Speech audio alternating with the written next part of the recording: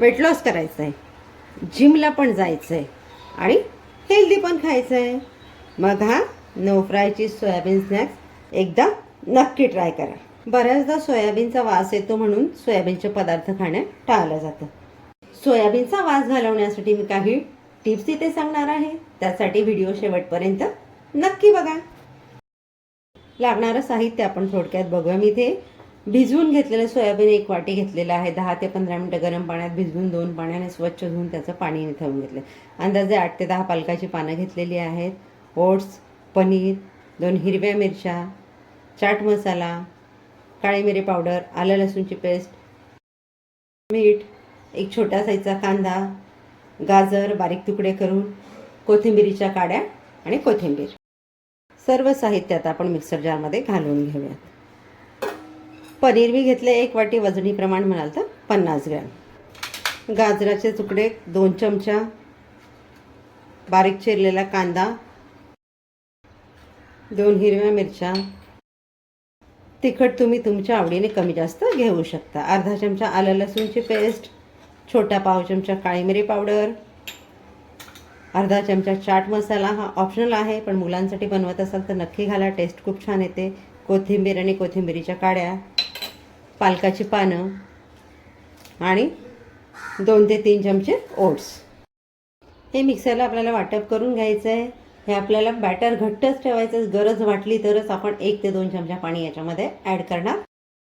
वाटप केलेलं बॅटर आपण आता बाउलमध्ये काढून घेऊयात. यामध्ये घालून घेऊयात चवीनुसार मीठ आणि थोडासा लिंबाचा रस. मिश्रण आपण छान मिक्स करून घेऊया.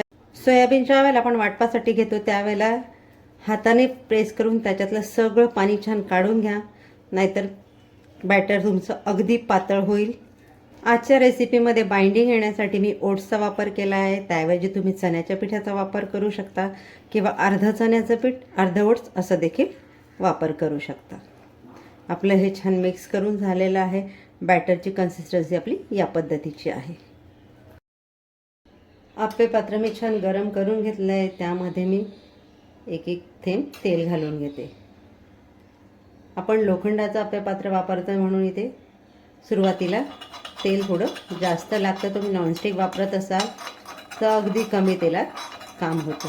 हे आपल्याला छान सगळीकडे पसरवून घ्यायचं आहे. आपण गरम आप्पे पात्रात तेल घालून घेतलं आहे. यामध्ये आता घालून घेऊयात आपण तयार केलेलं बॅटर.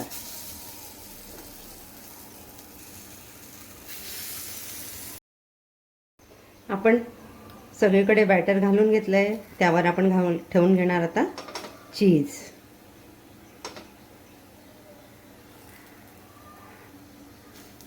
यावर पुन्हा थोडं थोडं रेडी केलेलं बॅटर आपल्याला घालून घ्यायचं आहे.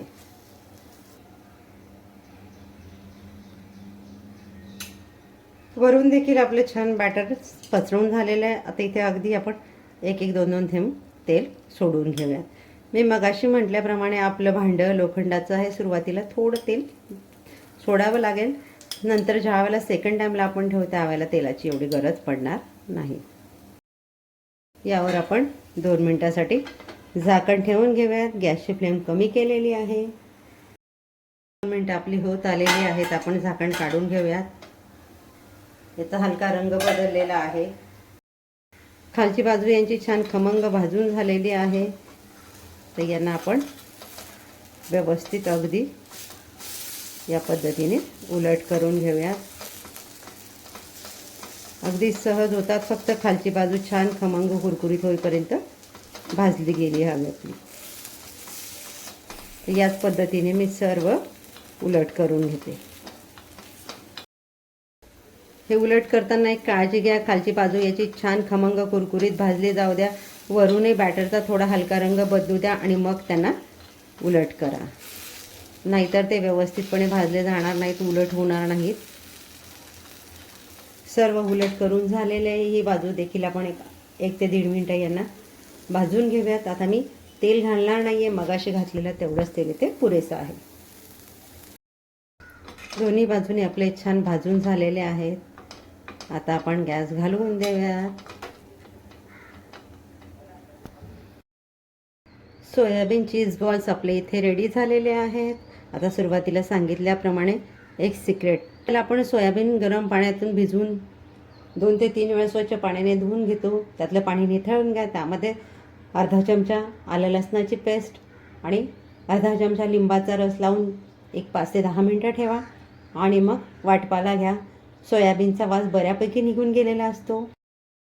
तुम्हाला जर अशा healthy, no fry, diet friendly recipes बघायच्या असतील, आजची रेसिपी मनापासून आवडली असेल तर लाईक, शेअर, सबस्क्राईब करायला विसरू नका.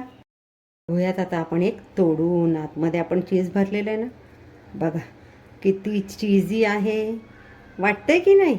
यावं आणि एक बाईट लागलीच घ्यावा. काय विचार करताय मग? घ्या बनवायला. भेटूयात पुढच्या व्हिडिओमध्ये अशाच एक नवीन रेसिपीसह.